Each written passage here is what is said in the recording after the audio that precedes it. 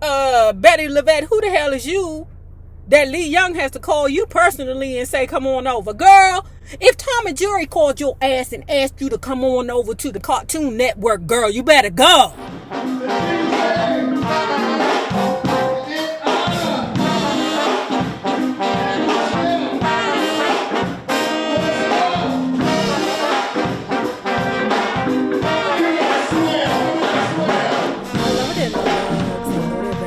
If you have not already done so, please remember to like, share to Facebook, subscribe, and visit uptopbeauty.com. And if you are not already a part of this book club, please hit the Patreon link below and or the join button here on the YouTube. And for a small monthly fee, of $5, you babies, yes, you can be privy to all the shenanigans, including my vegan journey. Before the YouTube gets it, if the YouTube gets it. Now, let's continue talking about Miss Bettye LaVette. A woman like me. So I went on from city to city, bubbling my way through life. It was only when we checked into the Hyatt in Louisville, Kentucky, that something changed for me.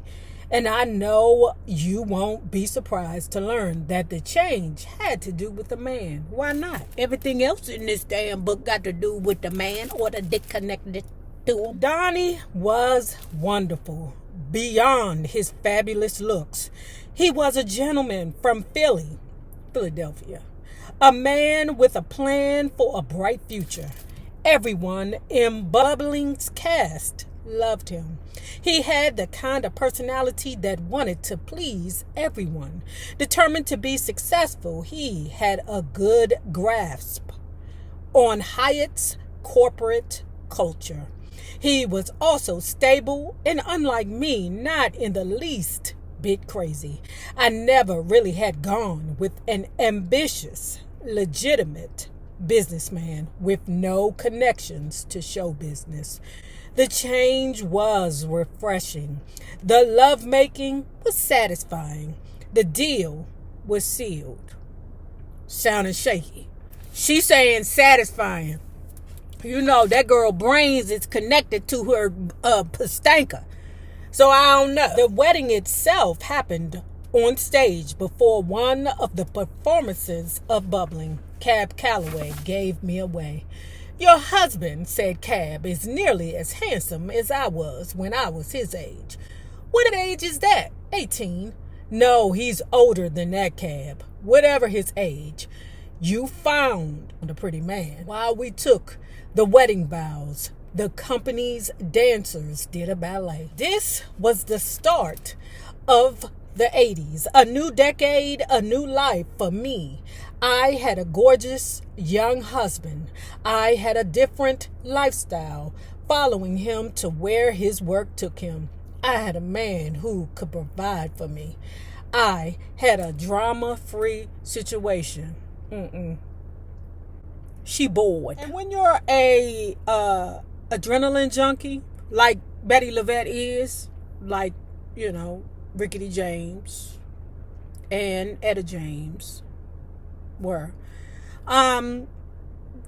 that everyday same old routine gets boring to you, and you can get depressed. Nothing about Bettye LaVette is routine, except for calling that dude Jim Lewis every time she need to be saved from some bullshit. And yet, looking back, I think I probably wanted out of the marriage a week after my wedding. You can't satisfy her, okay? Unless you stealing her purse, buying her jewelry that she eventually gonna have to sell, providing her with booger sugar, okay? She ain't gonna be satisfied. I fought the feeling, and for a long time hid it from Donnie. I tried to make a go of the marriage, and as you'll see, spent time in cities I disliked, all to prove that Donnie was up to the task of being married to me, when in fact he wasn't. Yeah, Because if you ain't selling drugs to somebody or a pimp or sleeping with her and allowing her to sleep with other men, she ain't interested in you. You ain't good enough. I spent a lot of time trying to figure out how to extricate myself from the situation without hurting him. But Donnie was fundamentally so decent a man that I couldn't do anything that might undercut him. So I stayed even when I knew I had made a mistake to making this lifelong commitment. When I was messing with the Texan, I used to ask him all the time, why, if you know you this person, why would you be connected with me? Why don't you find another person just like you? If you a low-down scoundrel that likes to be in a relationship and have the security of a relationship, but you still got your profile on Backpage, or what is that thing where you swipe left when you don't like somebody and swipe right when you do it? I forget the name of that. But if you know that you still swiping right on that app, why the fuck do you choose to be in a relationship? Why did you even ask me to be in a relationship with you? I don't get that. I just don't get it. Until 1981, the year that I was living with beautiful Donnie in New Orleans, the year that out of nowhere, I get a call from Steve Buckingham. Bettye, he said, I've got good news. I love good news, I said. I love great news even better. And the best news of all concerns me getting money. He laughed and said, then you'll love this news. Diana Ross has left Motown for RCA. Why should I care? Because that leaves an open slot in their roster for a female singer. And I'm going to replace Diana Ross? Yeah, she's going to replace Diana Ross. Who's this dude, Steve Buckingham? So Steve Buckingham is like, let's call Bettye LaVette to replace Diana Ross? Never. Her voice is nothing like a Diana Ross. Nothing like a Diana Ross. She couldn't even be temporarily the head of the Supremes. Like, I don't know what Steve Buckingham or Buckingheimer or whatever the hell his name was thinking, but okay. And I'm going to replace Diana Ross. I'm going to be signed by a label that for the past 20 years never wanted anything to do with me. Exactly. She's not Motown at all. My mental health is strong, Bettye. And so is your voice. And this is no joke. This is a done deal. Not a singles deal, an album deal. That Berry Gordy has approved? Yeah, because you know Berry Gordy don't want her. He don't want her. If he would have wanted her, he would have wanted Aretha. Now, we have read 2 books that contradict each other. One book said that Berry Gordy did not want Aretha because Aretha was Aretha, a strong soul singer. Another book said that Berry Gordy did want Ree, but the father was like, Motown ain't good enough for my Ree. I didn't need Berry for this. Lee Young is in charge, and he's one of your biggest fans. He's committed to a Bettye LaVette album. I need to hear it from the man himself. Have him call me. Girl, like I said, who the hell? Because remember when Motown was trying to recruit James the Brownie was like, the only way I'm coming over there is if you get Berry Gordy to call me. Berry Gordy was like, I'm not calling him. Because they had like an tone of rivalry between each other. Berry Gordy's like, I'm not going to kiss your ass. Okay? And I'm like saying to myself, Bettye LaVette, who the hell is you that Lee Young has to call you personally and say, come on over? Girl, if Tom and Jerry called your ass and asked you to come on over to the goddamn Cartoon Network, girl, you better go. I need to hear it from the man himself. Have him call me. A half hour later, Lee Young did just that. We'd love to have you on Motown, he said. I've been listening to your records over the years and never thought you were given the chance you deserve. Mr. Young, I said, I think I have fallen deeply and permanently in love with you. Lee laughed and said, look, Bettye, Motown needs a mature female vocalist, and you're it. There's no one better. Steve wants you in Nashville next month. I'm sending you a first-class ticket and expecting a Grammy-winning album. And this is really, truly Motown, I asked. Barry's office is right down the hall from me. And he knows about this, knows and approves, but he ain't gonna call you. Okay, I'll move forward. And won't kill it after the last minute. I'll guarantee you that you'll have a Motown album in your hands by the end of the year. That's all I need to hear from a high-ranking Motown executive. I was in. I was ready. I was about to record my first album on my hometown label that had left my hometown for Hollywood, only to reach out to me in New Orleans to send me to Nashville. Steve Buckingham had become one of Clive Davis's go-to producers at Arista. He was coming off big successes with Melissa Manchester and Dionne Warwick. Just a reminder. Bettye LaVette, do you remember when you was with that company and they was trying to get your ass to work with Burt Bacharach, and you was like, I don't want to work with Burt Bacharach. He's not good enough for Bettye LaVette.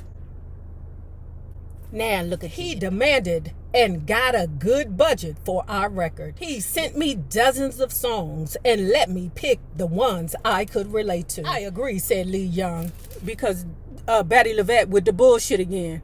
Motown got you on a label, girl. Stand down, but she already making complaints. I agree, said Lee Young. When he heard the tapes, I love your voice, and your voice isn't being given free rein. But don't worry about it. I know you can do a much better album than this, and you will. The point of this record is to let everyone know that you're back. For your next album, there'll be no compromises.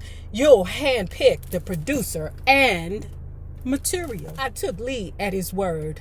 A compromise this time was okay, especially since Kramer and Kramer, a major agency, had agreed to start booking me. When the proof of the cover came in the mail, I was back in New Orleans. Let me tell you something.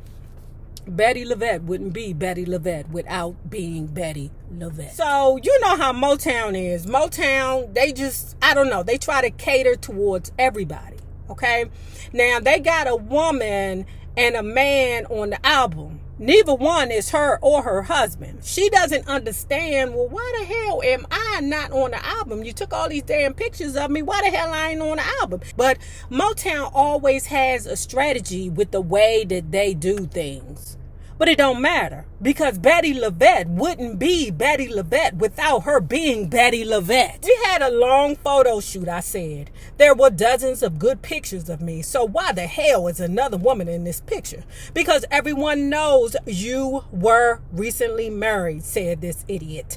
And we concluded that showing you with a married man wouldn't go over. You're kidding, I said. No, I'm serious. That is some of the dumbest shiz I ever heard. They're already being printed and shipped. Without my approval? Well, Bettye, they're already being printed and shipped. Without my approval. No answer on the other end. The next day, Lee Young answered my call.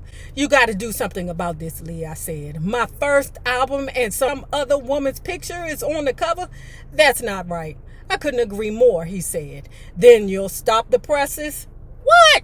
Girl, Bettye LaVette, girl, oh my God. She be knocking me out, bro. That lady really do be knocking me out, bro. I can't stop it. Why not? I'm no longer with the company. No. Yes, Barry is bringing in Sugar Ray Singleton, his ex-wife. The same. Now remember, her love thing, her longtime love thing, Clarence Paul was found naked in a room with Sugar Ray, Berry Gordy's second wife, by Berry Gordy. Okay, so I don't know how that's going to work. The one who's been fighting for him for years, I'm afraid so. The one who will have absolutely no interest in promoting my album, that's my fear. So the album is dead on arrival. I feel terrible. Bettye, I really do. I know you do, Lee. And I can't blame you. I can only thank you. Without you, I wouldn't have my first album, even if it doesn't have my picture on the cover.